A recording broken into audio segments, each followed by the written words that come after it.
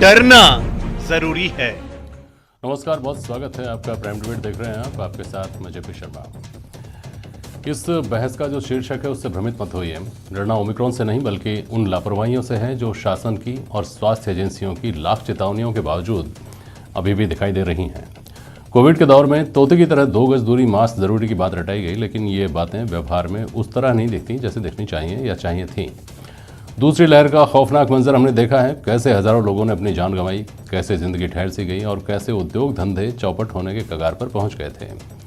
अब तीसरी लहर में चूंकि वैक्सीन की ढाल हमारे हाथ में है और शासन प्रशासन किसी भी स्थिति से के लिए तैयार भी है, तो चिंता कम है। लेकिन हमें क्या क्या करना चाहिए कि हमें दूसरी लहर जैसे हालात से रूबरू ना होना पड़े। आज इस पर बात होगी प्राइम डिबेट में इन सवालों के जरिए कि क्या लोगों की बेपरवाही तीसरी लहर को जानलेवा बनाएगी। हम खतरे की जद में हैं, फिर भी लापरवाही का कारण क्या, और उद्योग व्यापार को तीसरी लहर के असर से बचाने के लिए क्या होना चाहिए, क्या किया जाना चाहिए।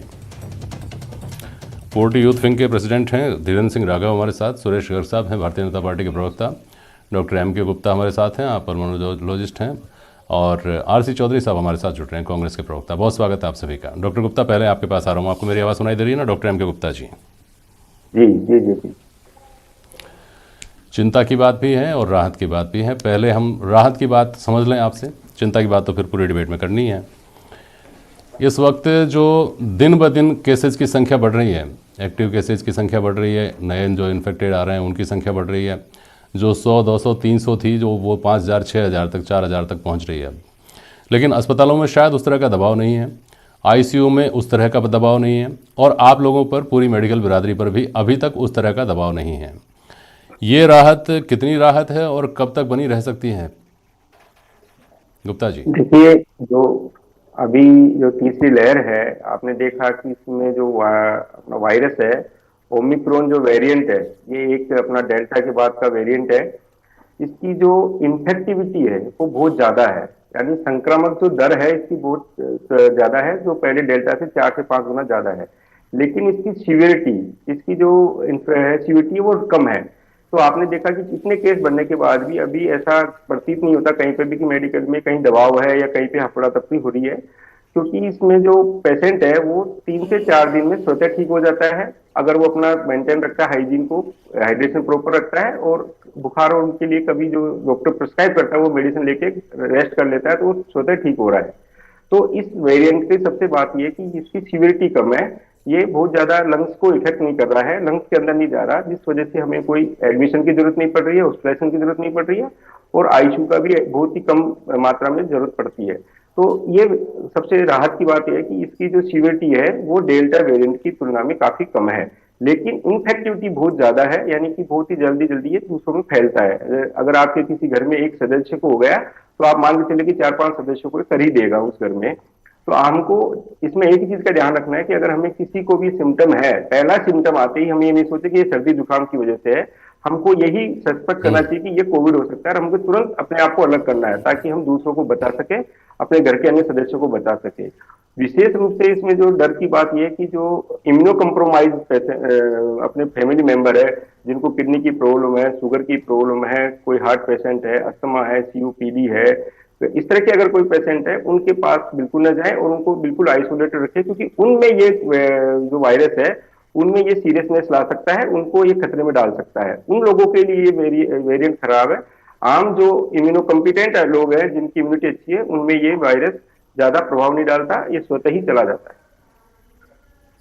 गुप्ता साहब, जो आपने कहा कि जो इम्यूनो कॉम्पिटेंट आदमी है उसके लिए ज़्यादा खतरनाक नहीं है, ये हाल फिलहाल की बात है ना। कहते हैं कि ओमिक्रॉन अपना जो, अगर ये म्यूटेट हो गया और फिर किसी घातक स्वरूप में आ गया, तो आज जो स्थिति दिखाई दे रही है कि इन्फेक्टेड तो हज़ारों हैं लेकिन हॉस्पिटल 100 भी नहीं पहुंच रहे। ये स्थितियां बदल सकती हैं, क्या ये बात सही है? और अगर ऐसा है तो क्या ऐसा पहले कहीं हुआ है? जिन देशों से ओमिक्रॉन आने की बात है उन देशों में क्या इस तरह की चीज़ें सामने आई हैं?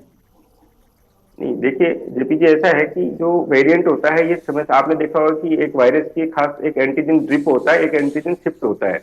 ड्रिप का मतलब होता है कि वो अपने जीन्स में थोड़े से अपने चेंजेस कर लेता है, म्यूटेशन हो जाते हैं, फिर उसका प्रकार बदल जाता है। जो ओमिक्रॉन है, जिसको हमने ओमिक्रॉन नाम दिया है, इसमें जो स्पाइक में जो प्रोटीन में जो चेंजेस हुए हैं उसकी वजह से ये थोड़ा सा डेल्टा से अलग है। लेकिन अभी हम एक चीज की ये बता सकते हैं कि अभी हमारी जो बॉडी में इम्यूनिटी है, जो अभी पहली लहर आई, दूसरी लहर आई, वैक्सीनेशन हुआ, इस वजह से थोड़ा सा इम्यूनिटी डेवलप हुई है, तो ये वायरस नोजल और म्यूकोजा तक ही रह जाता है। ऐसे क्या ये लंग्स में नहीं जा पाएगा। अगर ये अपना म्यूटेशन करता भी है, अगर चेंज भी करता है, तो ऐसी संभावना है कि बहुत ज्यादा खतरनाक नहीं होगा, ये हमारी बॉडी को ज्यादा नुकसान नहीं पहुंचाएगा। उसका कारण ये कि हमारी बॉडी के अंदर एंटीबॉडी बन चुकी होती है, या तो इन्फेक्शन की वजह से बनी है, और जो हमने हमारा जो इम्यूनाइजेशन हुआ है उसकी वजह से, ये एंटीबॉडी बनने की वजह से ये हमें ज्यादा परेशान नहीं करेगा। लेकिन ऐसा बिल्कुल नहीं कह सकते, या कहना बहुत जल्दी होगा कि ये सीरियस नहीं हो सकता। अगर इसने बहुत ज्यादा अपना चेंज कर लिया और पूरी तरह से चेंज होगा आ गया, जिसको हम एंटीजन शिफ्ट कहते हैं, तो फिर ये पूरी तरह से चेंज होगा तो हमारी कोई भी एंटीबॉडी काम नहीं करेगी। उस स्थिति में ये खराब स्थिति पैदा कर सकता है और हमें सीरियस बना सकता है। ठीक है, मैं वापस आऊँगा डॉक्टर साहब आपके पास अभी। और अभी तो राहत की बात हुई, अब चिंता की बात पर आऊँगा, लेकिन उससे पहले उद्योग व्यापार जगत किस तरह से चिंतित है, शासन प्रशासन किस तरह चिंतित है, और कांग्रेस और भाजपा एक दूसरे की चिंता किस तरह से कर रहे हैं, उस पर बात कर लें। धीरेन्द्र राघव के पास जा रहा हूँ पहले जी। पिछली जो 2 लहर थी धीरेन्द्र राघव, पहली लहर में तो खैर कोरोना क्या है कैसा है हमने समझा ही था, दूसरी लहर में उसके दुष्परिणाम भोगे, उसका खतरा हम लोगों ने 2-4 उससे हुए, और उद्योग व्यापार जगत चौपट होने जैसी स्थिति में आ गया। अब कम से कम हमारे पास पहली बात तो तजुर्बा है, 2 जो लहर हैं उनसे हम गुजर चुके हैं। दूसरी बात वैक्सीन करीब करीब सब लोगों को लग चुकी है, सब जागरूक लोगों को लग चुकी है। तीसरी बात शासन प्रशासन की तैयारियां भी हैं। उद्योग व्यापार जगत की किस तरह की तैयारियां हैं कोरोना की तीसरी लहर से डील करने की और अपने आप को खड़ा रखने की? देखिए जेपी शर्मा जी, जब भी सरकार का जो भी आदेश होता है उसको उद्योग व्यापार जगत या हमारे जो फेडरेशन है वो सभी नीचे तक इस गाइडलाइन को पहुंचाने की पूरी प्रयास करते हैं कि भाई इस तरह की गाइडलाइन सरकार की आई है, जिसके आपकी फैक्ट्रियां अगर चलानी है तो वो इस गाइडलाइन के अकॉर्डिंग चलानी है, इतनी कैपेसिटी से चलानी है। लेकिन सरकार से और स्पेशली राजस्थान सरकार से हमारा एक तनातनी सी ही रहती है कि वो किसी भी निर्णय को लागू करने से पहले ना तो उद्योग संगठनों से बात करते हैं, ना राजस्थान होटलियर संघ से बात करते हैं, और कोई भी गाइडलाइन अपने अधिकारियों की सलाह से निकाल देते हैं।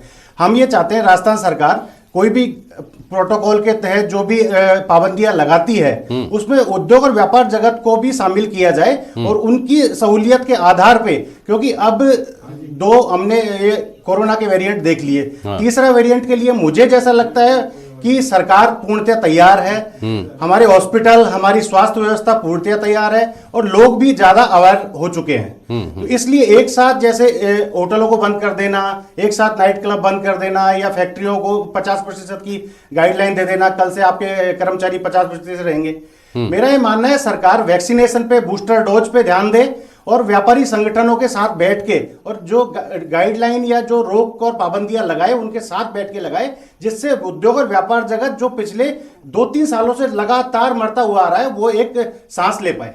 ठीक है चौधरी साहब, आपने सुना होगा धीरेन्द्र सिंह राघव को। चौधरी साहब आपको आवाज आ रही है ना? जी हाँ, तो जो गाइडलाइंस तय होती हैं उसमें उद्योग व्यापार जगत की, वैसे तो आम आदमी की भी, बहुत सारे विशेषज्ञ उसमें